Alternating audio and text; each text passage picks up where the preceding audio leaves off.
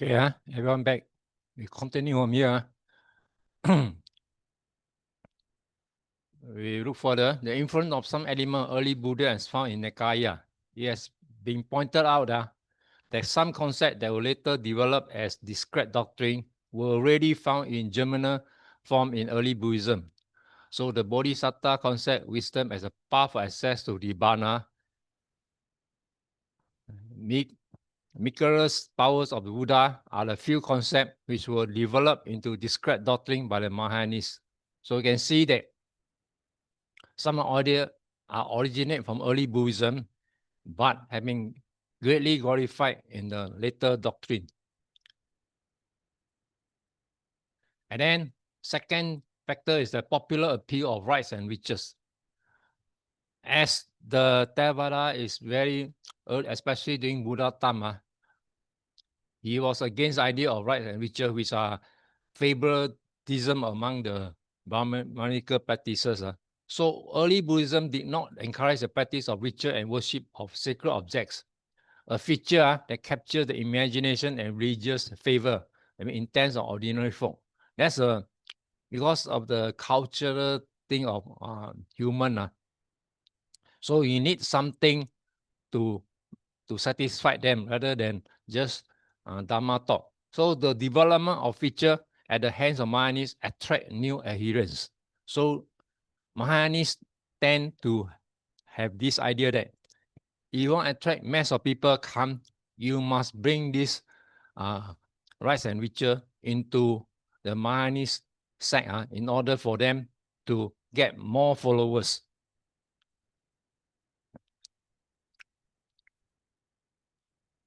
Then the monastic parochialism of the Theravāda monks. The development of Mahāyāna tradition is also presented as a reaction against the prominence of the Theravāda monks, because Mahāyāna sect, they were against the idea of self-salvation by these Theravāda monks. So they were dedicated to the meditation in solitude, to leading a cloistered, isolated or solitude life. Placid and inert monastic life is cut off from the current of social interaction.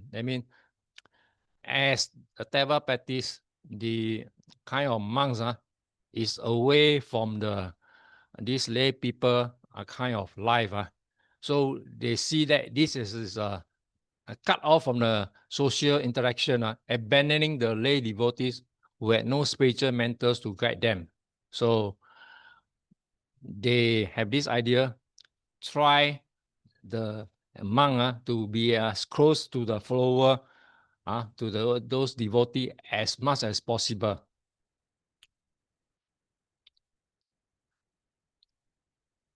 So the appellation, this names to identity, Mahāyāna and Hinayana were invented by the sect under the Mahāyāna umbrella. So in order for them to feel great, they call themselves Mahāyāna, and then Theravāda are called Hinayana. Umbrella for self-glorification and deterioration, belittle. You use the Hinayana, the Theravāda monk will become a small vehicle of others whom they baptize as Hinayana. Okay, that's why this word Hinayana should not be used by those monks who has wisdom. So if you keep using this word, it hurt many, okay, especially those who are practicing Theravāda. So the Mahāyāna view was the Sarvakayana, the vehicle of disciple arahantship, and the Pacceka Buddhaya, the vehicle of silent Buddha, can take one up to a milestone short of the final goal. It's kind of these two will not give you the final goal. It will be lag behind. Thereafter, they have the necessary to follow the Mahāyāna path, with a path of Bodhisattva, to reach the final goal. So the main idea is to put down on this so-called arahantship and also the Pacceka Buddha idea. They said the path of Bodhisattva can be reached by everyone. So the Mahāyāna goal of Nibbana was a new spiritual goal. So this is try try to propagate the idea of so-called bodhisattva as a new spiritual goal. So this only way, they say is a kind of way that should be followed by all human. While the Theravāda tradition basically represents the Buddha as a supreme being, meaning certain references in the Theravāda text which highlight the exceptional virtues and super knowledge of the Buddha have been utilized and developed by the Mahāyānis to invest the Buddha with a divine docility, showing of the character. Mahāyāna, in a way, they further develop on this Buddha idea that he's such a kind of beyond human, not as a human, but beyond human, like God-like. Supposed to, glorify him as a God-like. The idea of you glorify the God, that kind of idea. So the utterance of Buddha, by which Buddha sought to highlight in the supremacy of the Dhamma over and above the person of Buddha, have been magnified by the Mahāyānis to convert the personality of the Buddha. This is where they're trying to put across to a transcendental figure, manifesting to the Dhamma as an embodiment in the concept of Dhamma Kaya, the Trikaya. Remember? That is why they put out the Trikaya as something which the Theravāda lagging, which they put it as it's a physical body, the living of the current Buddha, and then the so-called the thing that transcend the Buddha into this Trikaya. So this is trying to put idea how great Buddha is about. In addition to the Sendenta of the Buddha, Mahāyānis created a multitude of bodhisattvas who, even after fulfilling the requirement of Buddhahood, remain in the samsara out of their altruistic, meaning they are sort of unselfish, selfless, sentient to serve humanity and promote their spiritual progress. They will try to get as many of these beings in this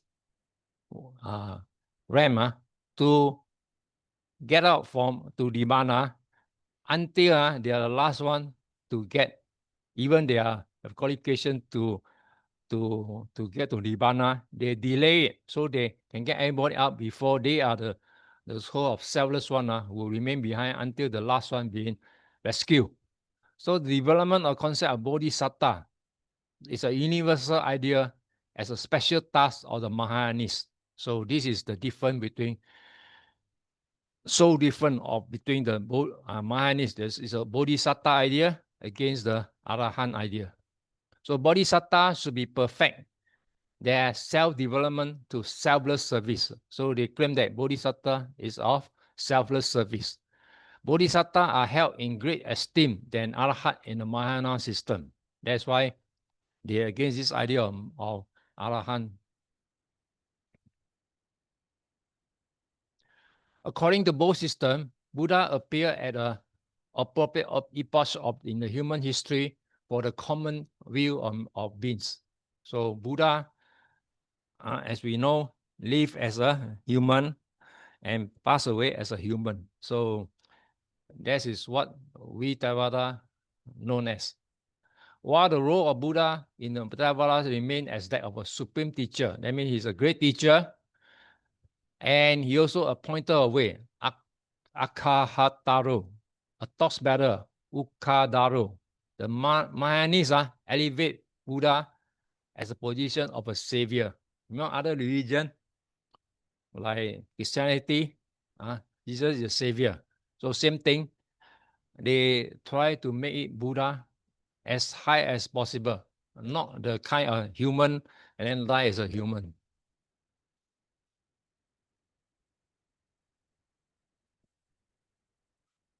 Then further study the differences between Theravāda and Mahāyāna. All the same, the goal of liberation from samsara. This text give you as N, normally used as M. While the Theravādians seek liberation from samsara mainly to the goal of arahantship to picture Buddha and Buddhahood are not excluded. Mahāyānas seek liberation from samsara exclusively by attaining arahanthood. They claim that all Mahāyānas must attain arahanthood instead of his Buddhahood, instead of his arahant, as in this so-called Theravāda. So as you know, it's very hard to even for us to think of getting as a Buddha. So they have very high hope on becoming a Buddha. Appearing of Buddhas in the world. According to the Theravāda, a single Buddha appears in the world at the appropriate time, while according to Mahāyānas, there's no limit to the number of Buddhas that can appear in the world or at a time. So there are many, many Buddhas according to this Mahāyāna. Right? How many Buddhas we have in Theravāda so far? Your study you should know, right? How many?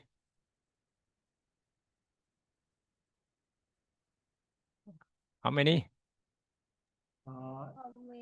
27 plus 1. How many? So technically it's 27 plus 1. 28, right? 28.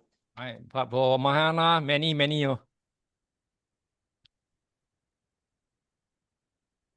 Personality of the Buddha.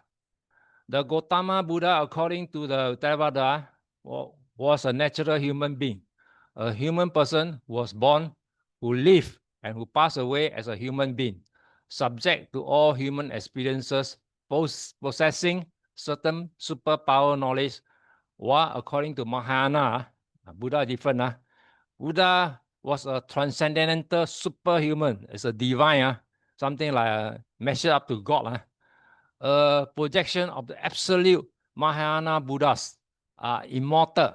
Immortal, that means cannot be destroyed. And they appear in the human world and stimulate human beings to win the confidence of human beings. So they come as a human being in order to aspire you, to win you over the human aspiration. Okay, so they come in a way, appear as a human to aspire you to become a Buddha. The Buddha was a super mundane. I mean, super mundane, you are talking about above human, they cannot be measured, or called infinite and eternal, and always withdrawn into a trance and never asleep. I mean, at all time, Buddha will be waiting for you. So Buddha can address a multiplicity of audiences simultaneously. I mean, Buddha at all time and all realm can appear at the same time.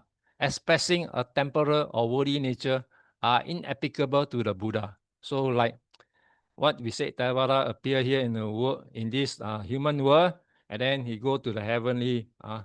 But to Mahāyānas, he can appear in both worlds. Okay, so then how great Buddha was.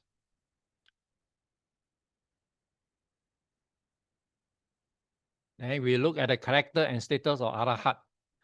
The Arahant in Theravāda is morally, ethically, spiritually perfect.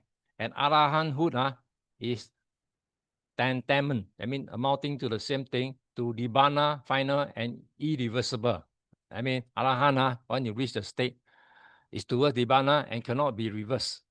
But to the Mahāyāna sect, held that Arahanthood is a temporary repose. I mean, it's a resting. And Arahants are subject to imperfection and defilement and could fall away from the attainment. That's why I say it's no good to be Arahant. They are subject to falling down. And they are not fully emancipated. They mean they are not fully liberated. And then they had doubts and residue of ignorance and are subject to temptation. So this is how the miners put the idea of Arahant as they belittle the Arahant status.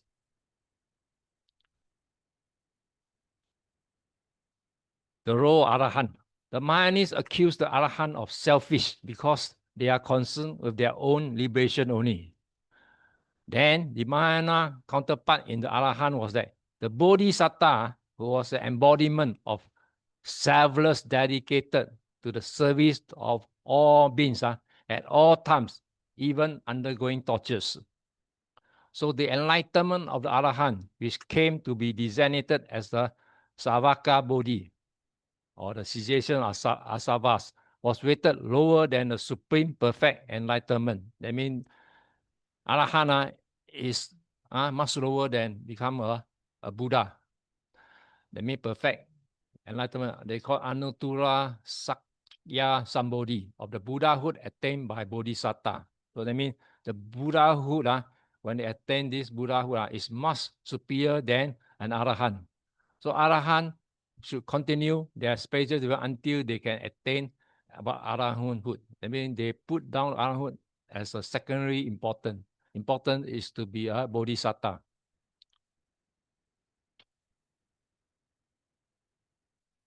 Next, the path of spiritual development of Bodhisattva to full enlightenment. The Bodhisattva in the Theravāda tradition attains enlightenment after the fulfillment of the 10 perfection, right? Remember we study all this, how Buddha attained the 10 perfection. In the Mahāyāna, the fulfillment of paramita should be followed by the fulfillment of 10 additional requirements called bhumi stages. So Mahāyāna add in 10 more bhumis in for the Bodhisattva. So their stages of grown development represented by bhumi are a feature which distinguish Mahāyāna from Theravāda. So this is a different.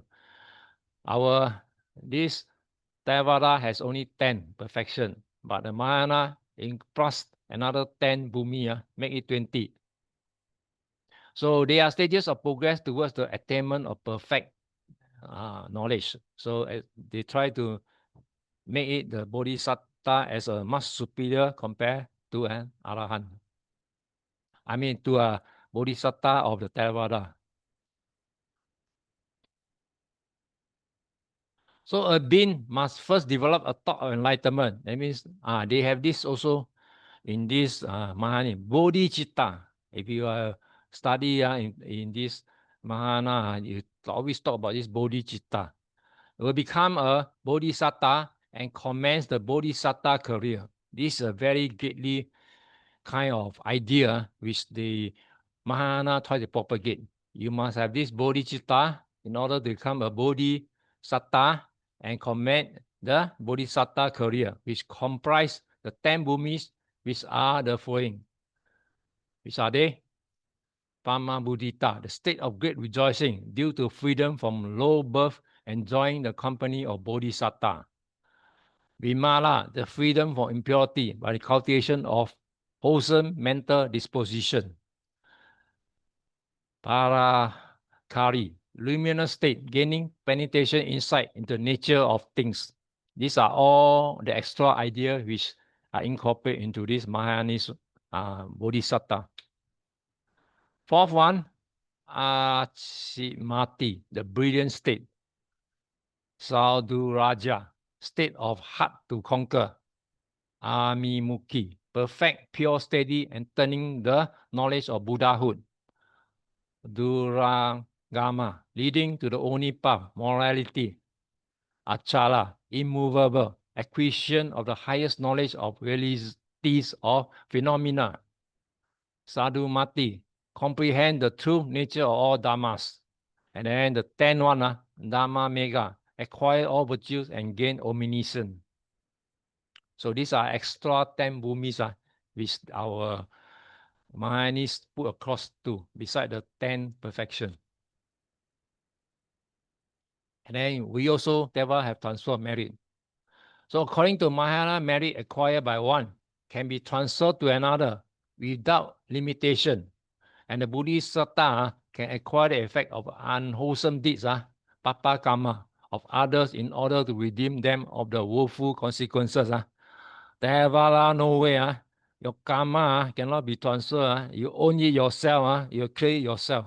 But to them, the Bodhisattva can acquire the effect of unwholesome deeds from others in order to redeem them from the woeful consequences. Right? So this is a different. You must open your eye. This is a difference between the Mahāyānis and Theravāda. And according to Theravāda, merit can be transferred to certain class of ghostly pettas. So ours is only hopefully, when you do the transfer of merit to these petas, they are qualified to receive it. No guarantee all of them can get it. So the concept of transfer of merit to departed relative and celestial being is a generally accepted ritual of the popular Buddhism. So this is a thing which is practiced in early Buddhism, which been elevated by this Mahāyāna into another form. Then the nature of Nibbana. The Nibbana in the Theravāda school is a final deliverance of samsaric suffering, whereas in the Mahāyāna school, Nibbana become a consciousness of absolute nature, the blossom of this Buddhahood, which is always within oneself, what I call the Tathagata Gaba. Okay, so here it said it's becoming a conscious of absolute nature. A further distinction is that the Theravāda views Nibbana as a final deliverance from the view of defilement. In Theravāda, Nibbana is the end of all defilement. Mahāyāna has included a further refinement as a liberation from a view of non-knowledge. I mean, they call this term Niyavarana Vimutti. I mean, you have surpassed all the kind of wisdom that the highest one. So I mean, you are gaining the wisdom, the final wisdom which you have achieved in your lifetime. So they put kind of glorification into this kind of Nibbana term that make it into so kind of fantastic that is beyond description. Then we talk about the role of Bodhisattva. The Bodhisattva in Theravāda is the aspirant of becoming Buddhahood, who is engaged in a sustained endeavor to fulfill the requisite perfection for attaining Buddhahood over a countless sequence of birth. He is an ethical being seeking his perfection. His service to humanity is incidental to his own objective. Buddha in the Jakarta story in Dhammapada, it talk about how his early life, how he perfect one life after another until he is qualified to become the next Buddha. But the Mahāyāna Bodhisattva is a supreme embodiment of selflessness. I mean, you are totally you have no selfishness, overflowing with compassion, full of compassion, dedicated to serve humanity, I mean, for all beings, with absolute altruism. So the Bodhisattva eventually become a savior, and the perfection of Buddha Sattahood itself, a goal to be achieved before the realization of Buddhahood. I mean to say, you must attain the perfect of this Buddha Bodhisattvahood before you can realize Buddhahood. So this is a difference between this Arahant and then, the Bodhisattva in this Buddha of Theravāda and the Bodhisattva in Mahāyāna. For Theravāda, it's so difficult, in how many lifetimes our Buddha able to gain perfection.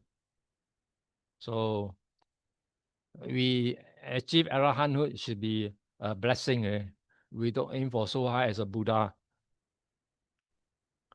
Perfection, as you all know, paramita. The fulfillment of perfection, the paramita in Mahāyāna and paramita in Theravāda, is feature common to both systems. They are the same, but their significance differs in each system. In Theravāda, the fulfillment of perfection leads to full enlightenment, whereas the Mahāyāna, the fulfillment of perfection should be followed by another further system of training called Bodhisattva Bhumi. That means they added another 10 Bhumis, okay, to get into this so-called Bodhisattva.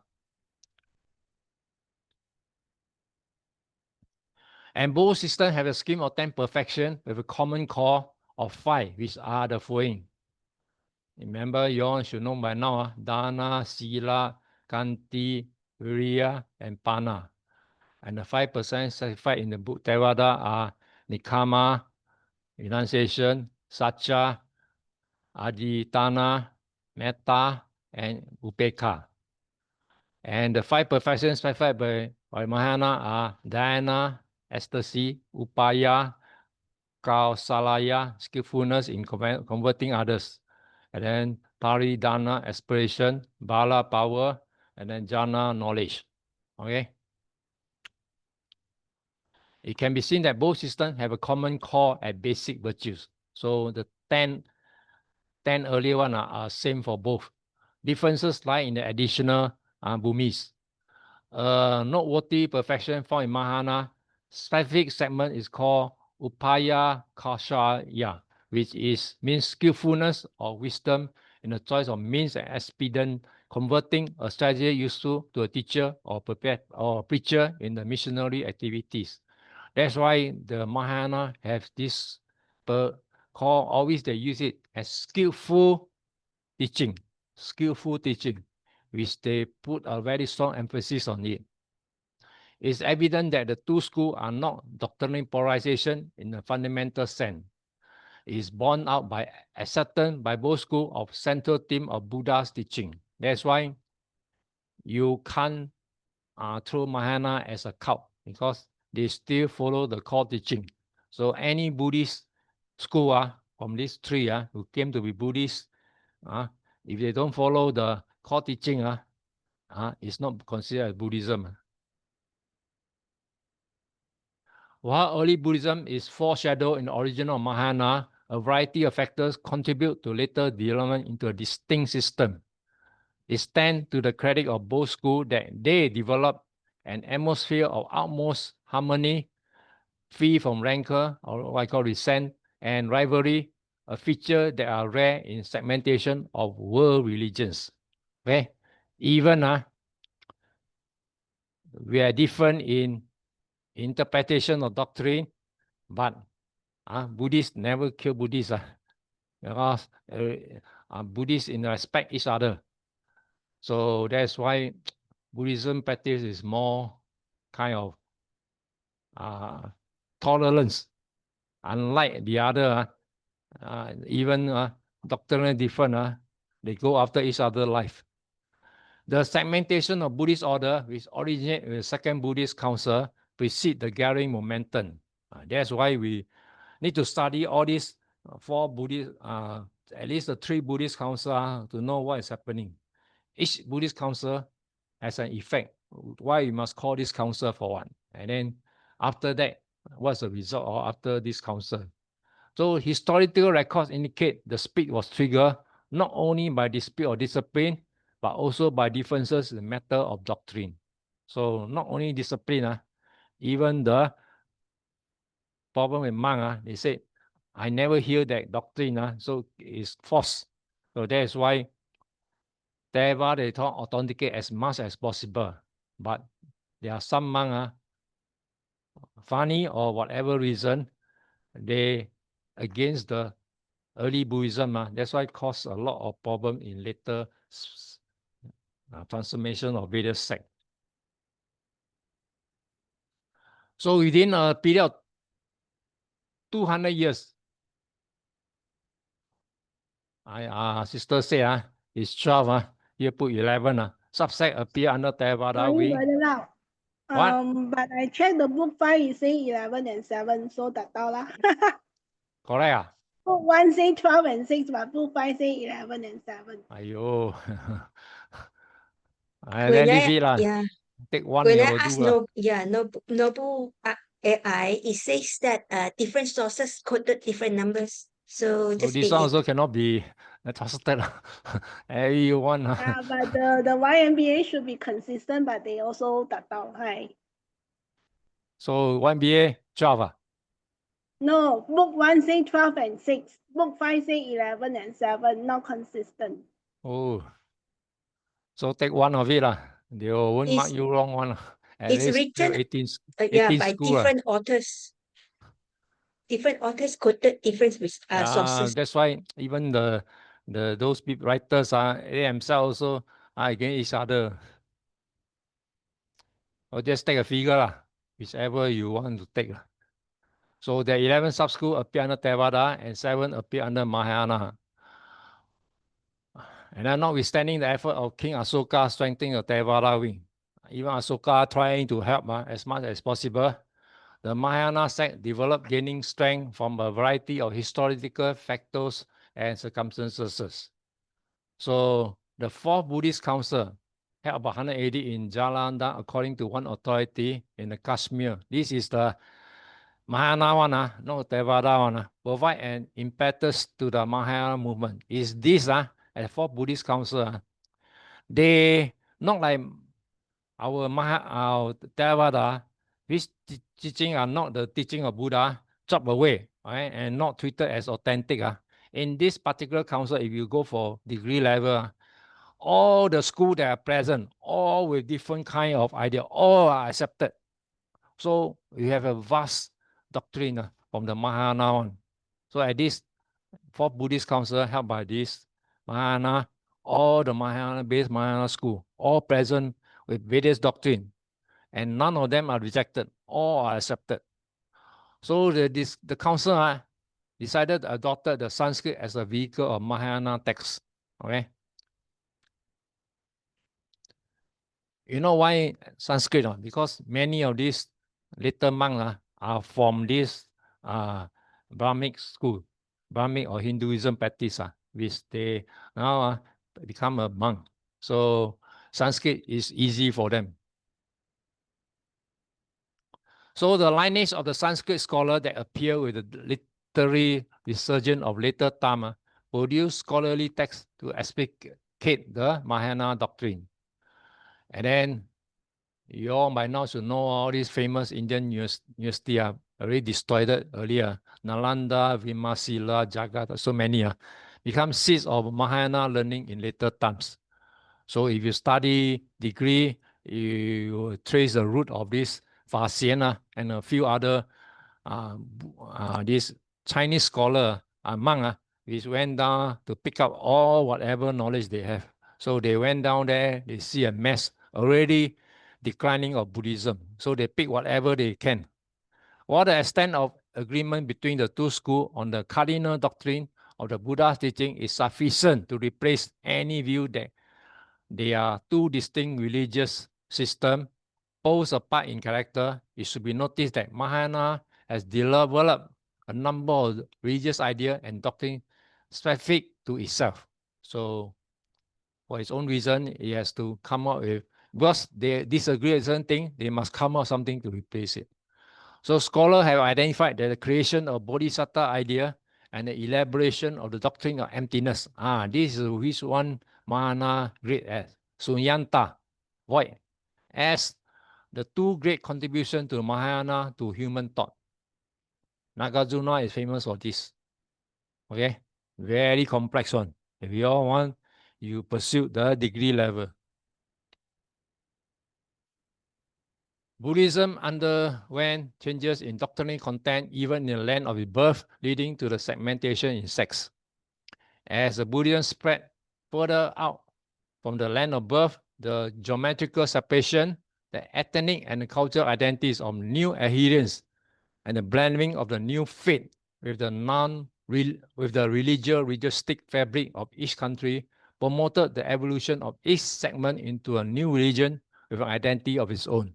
So when Buddhism spread out of India to China, to other parts of the Central Asia, they also incorporate into other like religion, like all those gods which they are so-called pay reverence with, are integrated to become Bodhisattva or Buddhism. That's why you can see all this, especially in Tibetan, they can see all these gods appearing, or mystic god appearing in this Buddhist.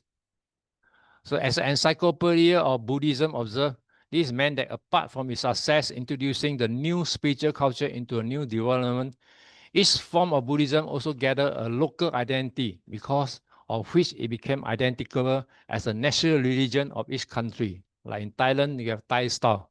While at the same time conforming to a regional identity, also a border identity between the two principal schools of Buddhism, all accepting the same teacher and the same fundamental teaching. Okay, So this one and the comparison between Theravāda and Mahāyāna. Now, everybody present.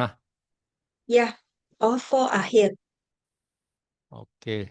Brother Lau, I want to be excused. I got exam. Cannot do very susah. What? I want to be excused this round. I don't want to do. I got no time. You can't do Yeah. I got exam on the 19th. Tak boleh lah. Okay lah, then excuse you lah. Thank you, So, thank you.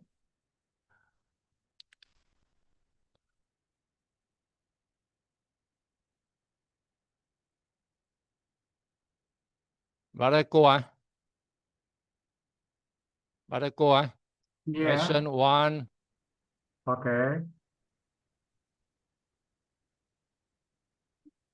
and question 4. Okay. 1 and 4. Okay. Okay, then Sister Pek Leng in. Sister Pek Leng do 2 and 5. Okay.